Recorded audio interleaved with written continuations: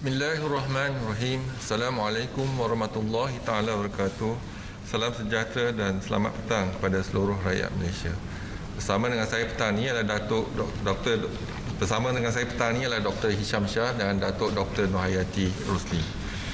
Kementerian Kesihatan Malaysia ingin memaklumkan pada hari ini bilangan kes sembuh daripada jangkitan COVID-19 adalah melebihi jumlah kes baru harian, iaitu sebanyak 1,148 kes. Ini menjadikan jumlah kumulatif kes sembuh sepenuhnya daripada COVID-19 adalah 50,204 kes, iaitu bersamaan dengan 81.2% daripada jumlah keseluruhan kes. Pada hari ini, 27 November 2020, negara kita telah merekodkan kes harian baru sebanyak 1,109 kes. Ini menjadikan jumlah kes positif COVID-19 di Malaysia adalah sebanyak 61,861 kes. Manakala jumlah kes aktif dengan kebolehjangkitan COVID-19 pula adalah sebanyak 11,307 kes. Daripada jumlah kes baru berkenaan, terdapat 10 kes import yang mendapat jangkitan dari luar negara dan 1,099 kes adalah merupakan penurunan COVID-19 dalam negara.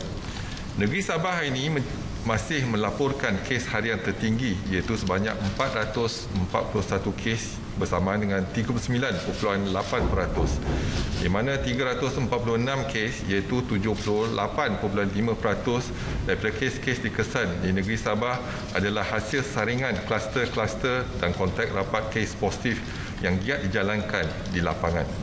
Ini diikuti oleh negeri Selangor sebanyak 175 kes iaitu bersamaan dengan 15.8% dan negeri Sembilan sebanyak 167 kes iaitu bersamaan dengan 15.1%. Kalau kita gabungkan kes-kes di Lebah Kelang iaitu negeri Selangor, wilayah Persekutuan Kuala Lumpur dan Putrajaya serta negeri Sembilan, jumlah kes adalah 496 iaitu lebih daripada negeri Sabah. Sebanyak 25 kes iaitu 2.3% yang dilaporkan pula adalah berkaitan dengan kluster-kluster di penjara yang membabitkan kluster tembok 9 kes, kluster penjara Sandakan 6 kes, kluster Bakti 4 kes, kluster Rumah Merah 4 kes dan kluster penjara Reman di Pulau Pinang 2 kes. Perincian penuh jumlah kes mengikut negeri adalah seperti di laporan 1 dan 2 yang disertakan bersama dengan kenyataan media.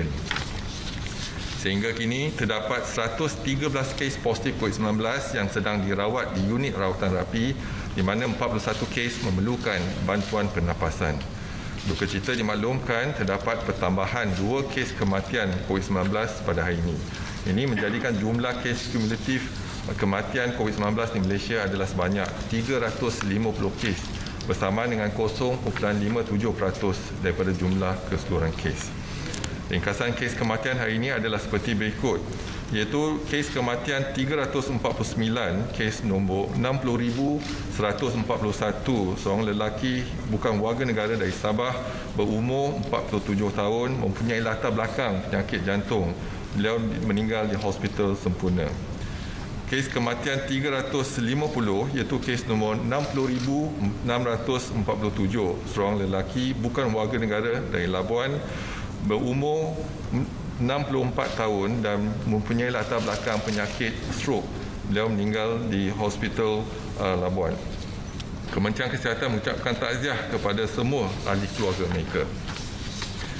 Kementerian Kesihatan ingin memaklumkan terdapat 4 kluster baru yang telah dikenal pasti pada hari ini, iaitu kluster yang pertama, kluster Jalan Tuaran. Kluster ini melibatkan daerah Kota Kinabalu, Penampang dan Tuaran di negeri Sabah.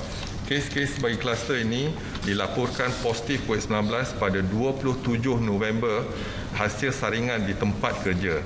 Sehingga 27 November 2020 sejumlah 86 individu telah disaring, di mana 43 individu telah dikesan positif COVID-19 dalam kluster ini. Kluster yang kedua adalah kluster Jalan Haruan. Kluster ini melibatkan daerah Seremban di Negeri Sembilan. Kes-kes awal dalam kluster ini telah dilaporkan positif COVID-19 pada 26 November hasil saringan pekerja-pekerja di sebuah kilang. Sehingga 27 November, sejumlah 300 individu telah disaring, di mana 118 kes telah dikesan positif dalam kluster ini. Ini melibatkan 10 kes warga negara dan 108 kes bukan warga negara. Kluster yang ketiga ialah kluster tapak bena Putih Lama.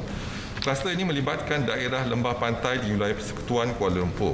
Kes-kes dalam kluster ini telah dilaporkan positif sejak 26 November 2020 melalui saringan bersasar ke atas pekerja-pekerja di sebuah tapak pembinaan. Sehingga 27 November, sejumlah 820 individu telah disaring, di mana 139 kes telah dikesan positif. Kluster yang terakhir adalah kluster beringin. Kluster ini melibatkan daerah Timur Laut, Barat Daya, seberang Perai Selatan dan seberang Perai Tengah di negeri Pulau Pinang. Kes-kes dalam kluster ini merupakan kes-kes iaitu pekerja-pekerja di 2 buah kilang di Pulau Pinang. Kes indeks iaitu kes ke-51,576 telah dilaporkan positif pada 19 November 2020 melalui saringan individu bergejala. Sehingga 27 November, sejumlah 3,116 individu telah disaring, di mana 37 kes dikesan positif COVID-19 dalam kluster ini. Kementerian Kesihatan ingin menasihati orang ramai agar terus patuhi saranan serta nasihat-nasihat kesihatan yang sering ditekankan, iaitu elakkan 3S, elakkan kawasan yang sesak, kawasan yang sempit dan elakkan sembang dengan jarak yang dekat. Amalkan 3W, iaitu amalkan wash, wear dan warn. Patuhilah kepada SOP sebagai norma baru. Kementerian akan terus memantau perkembangan kejadian jangkitan dalam negara dan juga luar negara melalui maklumat yang diperolehi dari pihak WHO. Orang awam akan sentiasa dimaklumkan sebarang perkembangan terkini dan kementerian akan memastikan langkah pencegahan dan kawalan dilaksanakan secara berterusan. Seterusnya kita perhatikan iaitu model iaitu COVID-19 yang diperhatikan seharian dan juga ramalan kes COVID-19 dari 12 September hingga 30 November 2020. Kita lihat pada 24 Oktober kita ada lonjakan kes 24 Oktober, 26 Oktober dan juga kita lihat 6 November 2020. Ini adalah kerana saringan bersasar kita di penjara Kepayan di Kota Kinabalu dan juga pusat tahanan sementara di Tawau. Dan juga kita lihat pada 23 November dan juga 24 November kita ada lonjakan kes secara mendadak, iaitu pada 23 November lonjakan kes kepada 1,884 kes dan pada 24 November kes yang tertinggi yang pernah dicatatkan ialah 2,188 kes. Ini adalah kerana iaitu saringan bersasar, ujian bersasar ke atas kluster teratai dan kita mendapati kes-kes yang positif dan telah pun diasingkan, dimasukkan ke hospital dan jadi kita lihat hanya 2 hari ada lonjakan kes mendadak tapi kes menurun. Semalam kita mendapati kita ada 935 kes. Kalau kita lihat pada 935 kes, kalau kita lihat keboleh jangkitan 0.9 sepatutnya jangkaan kes adalah 871 dan kalau keboleh jangkitan adalah 1.1 jangkaan kita ialah 1,375 kes. Pada hari ini kita ada 1,109 kes, iaitu jangkaan kita di antara keboleh jangkitan 1.1 dengan 0.9. Jadi anggaran kita lebih kurang keboleh jangkitan adalah kadar keboleh jangkitan adalah 1. Seterusnya kita perhatikan laporan penggembara dan pemerhatian tetap yang pulang daripada luar negara dan dikesan positif dari 3 April hingga 27 November 2020 adalah sejumlah 1,317 kes. Pada hari ini ada 10 kes import telah dilaporkan, iaitu 2 kes daripada Emirates Arab Bersatu, 3 kes pulang dari negara India dan masing-masing 1 kes pulang dari Indonesia, Mesir, Singapura, Turki dan juga negara Iraq. Setakat 27 November 2020, sejumlah 349 kluster telah pun dilaporkan dan 173 kluster telah pun tamat tempoh pemantauan dan pengawasan untuk 28 hari, termasuk 1 kluster pada hari ini, iaitu kluster Omadal yang melibatkan 35 kes, iaitu 1 warga negara dan 34 bukan warga negara di Sempurna Sabah dan tiada kes kematian dilaporkan untuk kluster Omadal.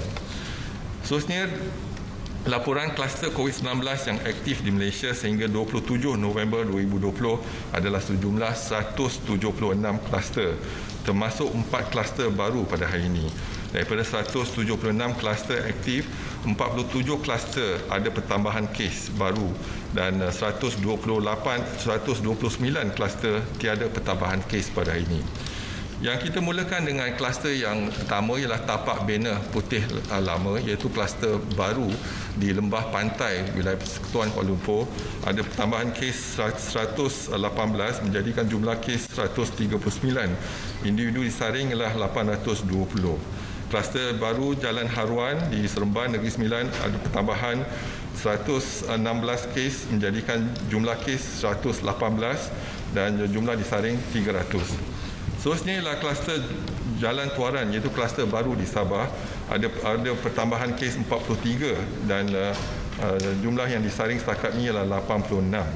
Kluster Cegas masih ada pertambahan 42 kes, jumlah kes ialah 1,442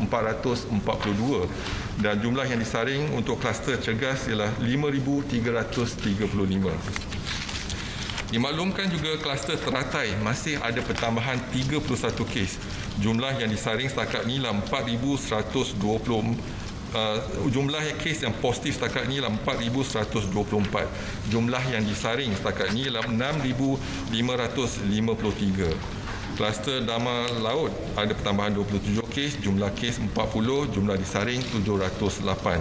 Kluster Batu Tujuh di Johor ada pertambahan 19 kes, jumlah kes 57, jumlah disaring 672. Kluster Sutera ada tambahan 18 kes, jumlah kes adalah 70, jumlah disaring 274.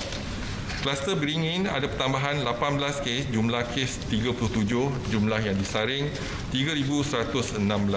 Kluster Hentian masih ada pertambahan 17 kes, jumlah kes adalah 1,120, jumlah disaring setakat ini ialah 10,571. Kluster Bayam Indah di Kedah ada pertambahan 16 kes, jumlah kes 101 dan yang disaring ialah 565. Kluster Jaya masih ada pertambahan 14 kes, jumlah kes 132, jumlah disaring 659. Kluster Enggor di Perak ada pertambahan 12 kes menjadikan jumlah kes 125. Jumlah yang disaring setakat ini ialah 1,450. Kluster Pengkalan Barat juga di Perak dan Pulau Pinang ada pertambahan 12 kes, jumlah kes 106 dan yang disaring 988. Kluster Buntar masih ada pertambahan 11 kes, jumlah kes adalah 227, jumlah disaring setakat ini ialah 2,788. Kluster-kluster seterusnya iaitu sehingga ke 47 boleh dirujuk dalam lampiran kenyataan media ini.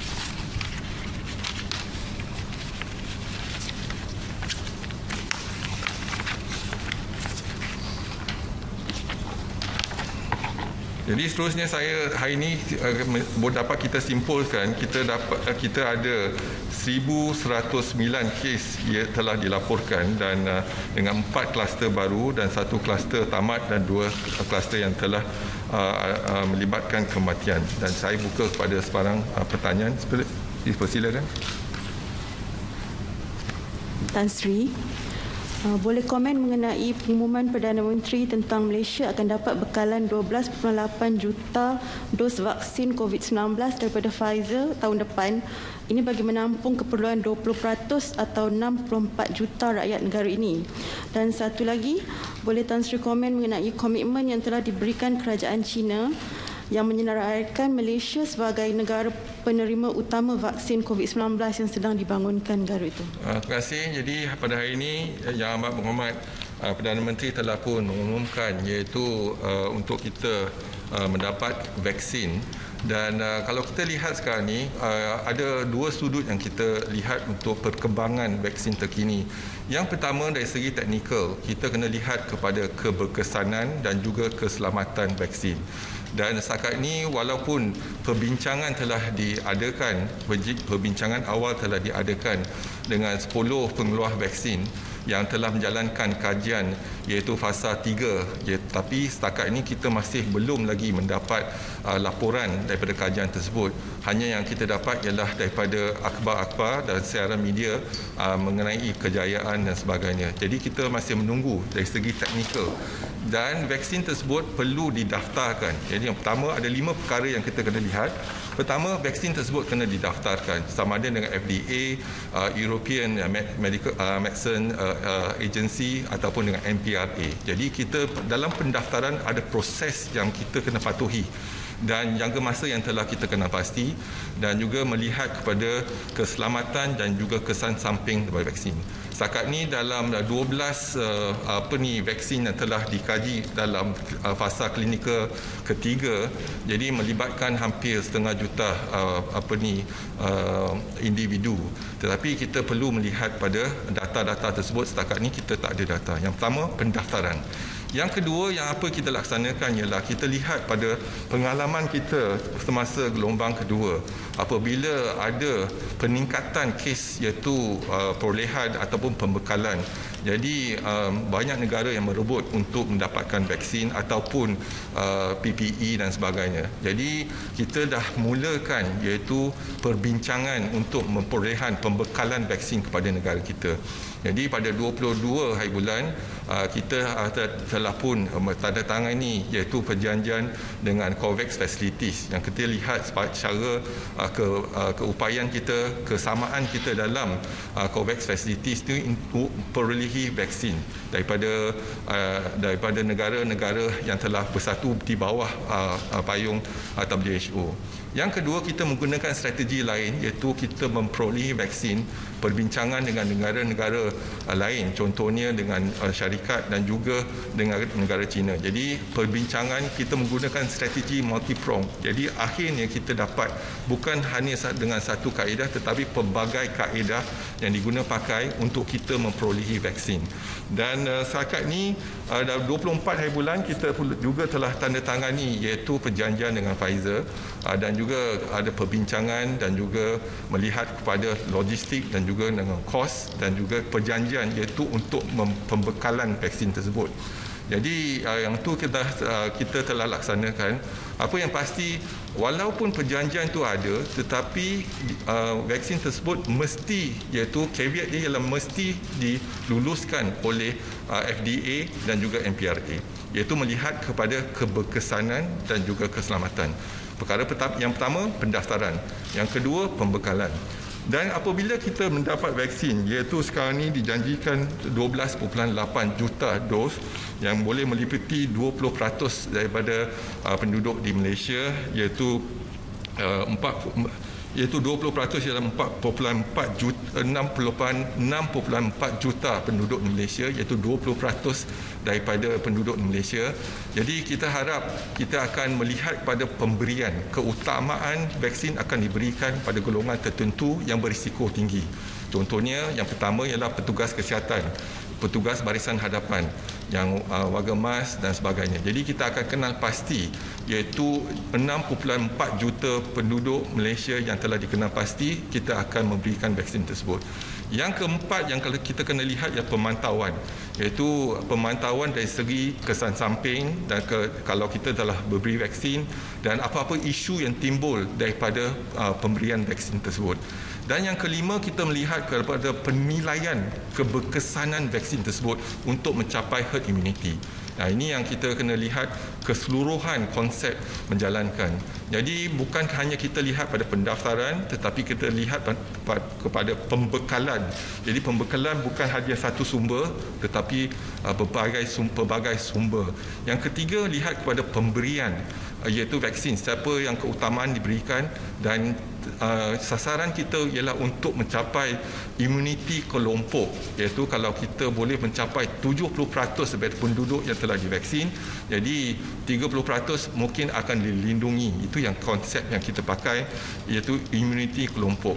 Yang keempat, kita kena lihat kepada pemantauan, iaitu pemantauan berkala yang vaksin yang kita gunakan, apa dia kesan samping yang minor ataupun kesan samping yang major. Yang kita kena selalu melihat pada keselamatan vaksin. Dan yang terakhir ialah penilaian keseluruhan iaitu vaksin yang kita berikan kepada penduduk rakyat Malaysia yang atau melihat kepada keberkesanan, kesan samping sama ada kita mencapai objektif kita iaitu untuk mencapai kelompok immunity kelompok.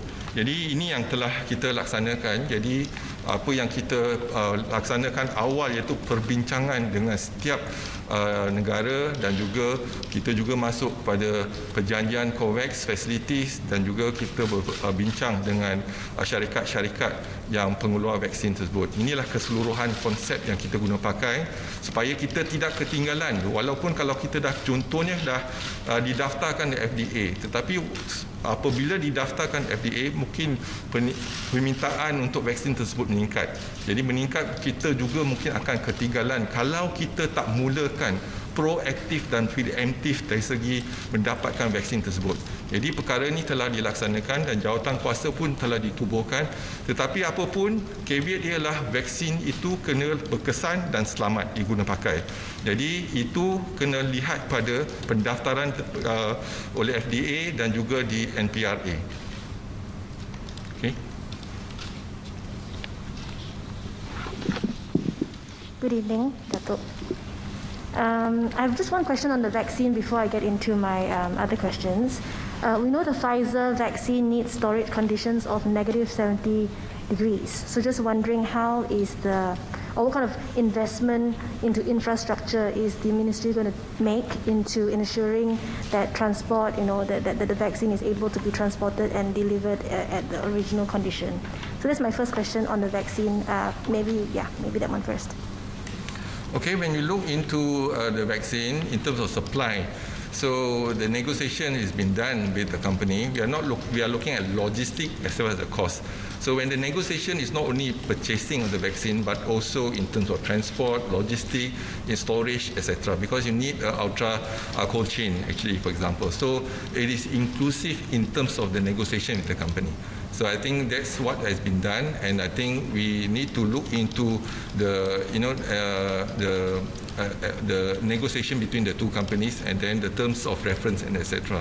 So that's been done, and then we hope that we can actually procure. But the most important is that they need to register with the FDA first. If, for example, the Pfizer fails to be registered under the FDA, then the whole deal will be fall apart. So I think this is why we need to really balance up in terms of how we procure the vaccine.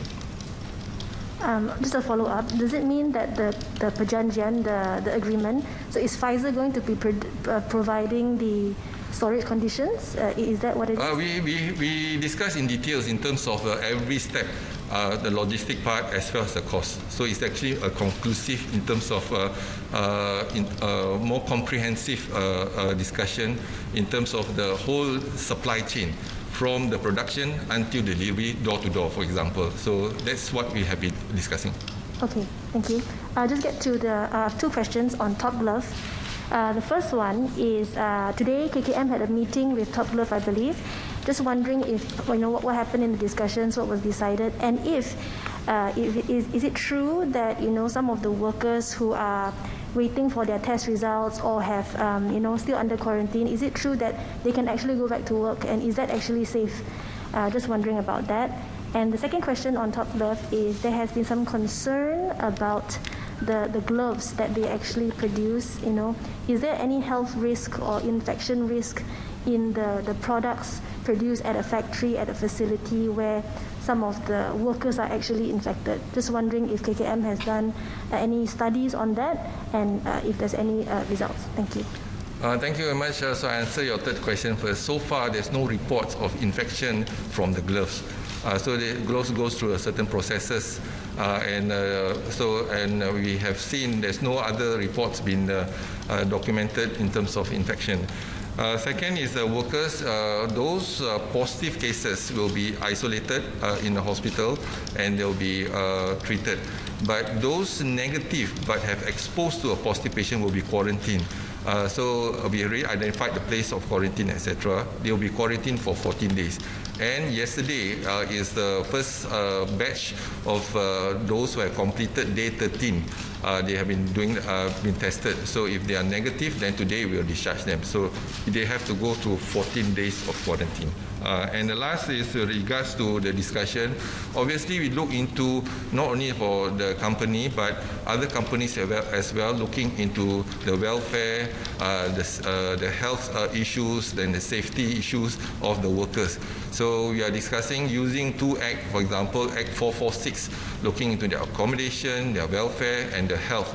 And we are also using Act 342 to look into the environment, look into the transmission of the infection among the foreign workers. So we are discussing in details in terms of the providing a safe environment for the foreign workers in our country. So I think that's even during the second wave we have discussed about this issue with regards to the illegal and also the legal. So now we are looking at legal foreign workers, and we need to provide a conducive environment for them. And it's actually a win-win, a sustainability for the company, because without the workers, then the company will have issues. And today, certainly those who do not comply to the Act 446 and also the Act 342, you can see multiple issues they have to deal with. And that also will jeopardize their operation and also production in their company. So I think this is something that we need to re-look back again, how to provide a conducive environment for the workers. Tan Sri, follow up mengenai perolehan vaksin. Tadi Perdana Menteri ada memaklumkan bahawa 12.8 juta vaksin yang akan Malaysia terima secara berperingkat tahun depan tidak membabitkan imunisasi untuk kanak-kanak sekolah juga, kanak-kanak sekolah. Adakah vaksin tersebut hanya boleh digunakan untuk had umur tertentu? Dan kedua, PM juga maklumkan bahawa 82% rakyat Malaysia sedia untuk menerima vaksin, namun vaksin yang akan diperoleh Malaysia hanya mampu untuk menampung imunisasi 30% rakyat Malaysia.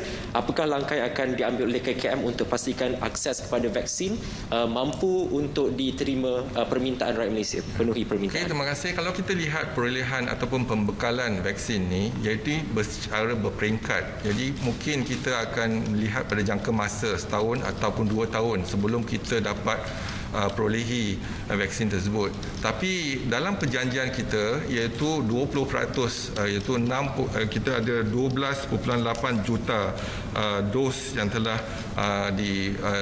dibincangkan, dan yang dos ni akan kita guna pakai untuk melihat kepada penduduk 6.4 juta, iaitu lebih kurang 20% daripada penduduk.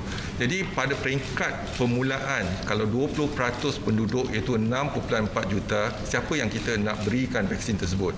Ini yang kita kata ada 5P tadi. Pendaftaran yang paling penting, yang pendaftaran keselamatan. Yang kedua yang melihat pembekalan. Jadi ini pembekalan kita libatkan melihat kepada logistik, melihat kepada kos dan sebagainya. Jadi pada door to door dan bagaimana kita boleh bekalkan vaksin kepada negara kita dan juga pada pemberian vaksin tersebut. Yang ketiga. Keempat ialah kita kena lihat kepada pemantauan. Apabila kita dah berikan vaksin tersebut kepada 6.4 juta contohnya, kita kena lihat kesan samping dan juga adverse reaction dan sebagainya. Ini kita kena lihat pada pemantauan vaksin. Kelima ialah kita kena lihat kepada penilaian keseluruhan vaksinasi. Jadi setakat ni kalau kita lihat di imunisasi yang kita berikan ialah 11 imunisasi, iaitu termasuk pneumococcal dan juga satu di negeri Sarawak iaitu Japanese Encephalitis JE untuk vaksinasi kat situ. Dan juga sekarang ni majoriti yang vaksin kita juga akan melihat kepada indikasi yang telah diguna pakai dan juga telah diguna dalam kajian penyidikan tersebut pada peringkat umur contohnya. Jadi setakat ni majoriti adalah lebih pada 18 tahun. Kalau untuk kanak-kanak 12 tahun, kita kalau ada data yang cukup, kita akan lihat pada data. Tapi sekarang ni kita dimaklumkan kebanyakan vaksin hanya tak banyak vaksin yang menjalankan kajian di bawah 18 tahun. Jadi kalau kita akan mengikut iaitu indikasi yang telah diberikan oleh vaksin syarikat tersebut. Jadi kumpulan kajian yang telah dijalankan dan sebagainya.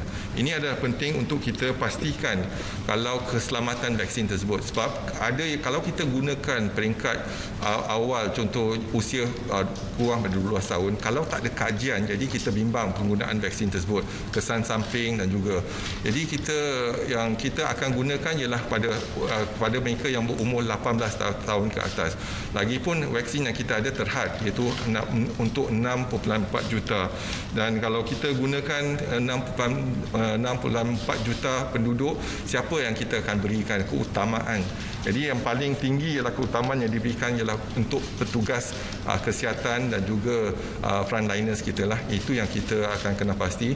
Dan kumpulan rentan iaitu risiko yang tinggi, contoh warga emas dan sebagainya, mereka yang menerima imuniti ataupun imuniti yang rendah, jadi kita kena utamakan mereka. Jadi inilah kita tengah lihat konsep keseluruhan bagaimana kita kena mengurus vaksin kalau kita dah perolehi vaksin tersebut. Tapi apapun yang paling penting setakat ini, walaupun kita ada 12 vaksin pada peringkat penyidikan fasa 3 klinikal, tetapi satu pun belum keluarkan iaitu laporan lengkap mengenai vaksin tersebut. Apa yang kita dengar ialah di media, laporan di media dan juga media sosial mengatakan keberkesanan dan sebagainya, tapi kita kena lihat laporan. Jadi bila kita lihat laporan, kita akan menubuhkan satu jawatan kuasa untuk melihat keberkesanan, kesan samping dan sebagainya. Ini yang penting sebelum kita dapat daftarkan.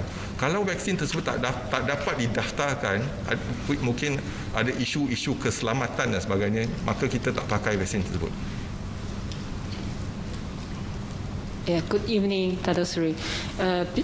Before my question, I'd like to confirm one data related to the top glove. Firstly, there is totally in the Lotus cluster. By yesterday, there are about 6,500 people be tested and confirmed 4,000 plus. I just want to know, the top glove has totally 21,000 staff, and how many top glove staff has been tested, be confirmed cases and be quarantined or will be quarantined? Thank you. Thank you very much. So you look into the top glove, the company, the cluster Teratai. At the moment, yesterday we have 31 cases, positive cases. So to add on 4,124, and we have done this test for 6,553. So in the location in Selangor, we were informed about 11,215 individuals need to be tested. But Top Glove the company is not only in Selangor but also in other states as well. So our target is to screen everyone in the high risk group, and then and hopefully that is we also encourage all today, for example, all the 4 clusters you have been reported, they are all from the workplace. So I think the workplace testing is necessary, and we need to test them periodically. So I think this is inclusive of the cluster Teratai today. So this is what we are doing. So we give us another week or so. So in stages that we screen them, those who already screened, already quarantined, probably 2 weeks already. But those is still undergoing the screening, testing. So you cannot test everyone, 11,000 in one day. So you have to stretch it out in terms of 2 weeks or even 3 weeks. So the process is ongoing. Yeah, thank you. So my question is focused on something is about in Tianjin, China has determined that frozen meat imported into China by iced container from North America pandemic area carries coronavirus and causes a breakout in Tianjin days ago. WHO experts may come to China for investigations soon. It analyzed that the earliest outbreak outbreak in Wuhan may also be the same situation. So Malaysia now is strictly controlling border for personnel coming in and out. Whether will strengthen the screening checking of containerized frozen food for the pandemic containment. All right, thank you very much. We did read the report as well. So, but most important is we look into the verification whether, they detected the virus in the frozen meat, for example, virus been detected. Whether the virus there's actually transmission in the human. So this is number one. And although the reports have been there, we are waiting for WHO verification. So WHO, the whole team will be in China to look into it.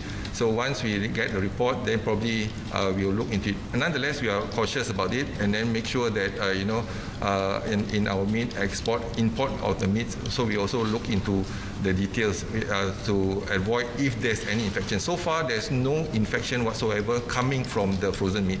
But documentation, yes, maybe they found in fish, in meat, there's actually the virus. But the question is whether it infects the human or not. So this is the challenge that we have. And we also know that the virus continues to mutate.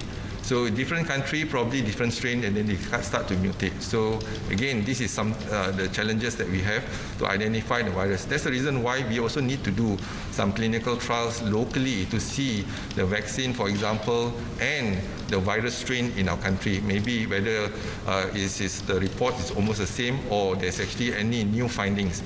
So it's an ongoing study. But we take note about the frozen meat, but as far as we are concerned, to date, there's no infection to the human. Again, unless there's verification and the new reports coming up to substantiate the spread of from the frozen meat to the human. Okey, kalau tak ada lagi soalan, sekali lagi saya ingin memperingatkan diri saya dan juga orang ramai untuk patuh kepada SOP. Kalau kita tak ada urusan penting, pastikan kita duduk di rumah. Kalau kita terpaksa ada keluar dari rumah kerana urusan penting, pastikan kita patuh pada SOP, pakai pelitup muka, penjarakan fizikal sekurang-kurangnya 1 meter dan kerap mencuci tangan dengan air dan sabun.